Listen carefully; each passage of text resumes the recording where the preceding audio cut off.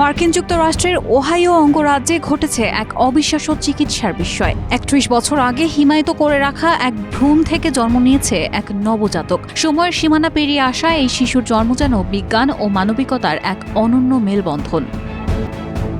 ঘটনাটি ঘটে লিন্ডসে ও team pears দম্পতির ঘরে। বহু বছর বন্ধ্যাত্বের যন্ত্রণা পেরিয়ে তারা বেছে নেন এমব্রায়ো অ্যাডপশন নামের এক বিশেষ প্রক্রিয়া। ১৯৯৪ সালে দান করা কয়েকটি ভ্রূণ থেকে তারা সন্তান লাভের চেষ্টা শুরু করেন। অবশেষে গত শনিবার জন্ম নেয় তাদের ছেলে সন্তান, যে ভ্রূণটি অবিশ্বাস্যভাবে ১১,১৪৮ দিন ধরে হিমায়িত ছিল। এই ঘটনা ভ্রূণ সংরক্ষণের ইতিহাসে নতুন রেকর্ড স্থাপন করেছে।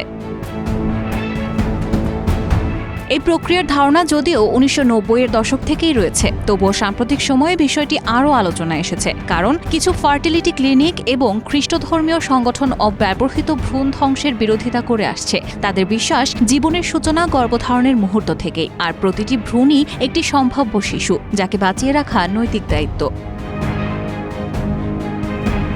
যিনি এই ভ্রূণ দান করেছেন সেই ৬২ বছর বয়সী লিন্ডা আর্চার জানান, আমি সবসময় বিশ্বাস করতাম এই ভ্রূণগুলোর আমার নিজের মেয়ের মতো বেঁচে থাকার অধিকার আছে।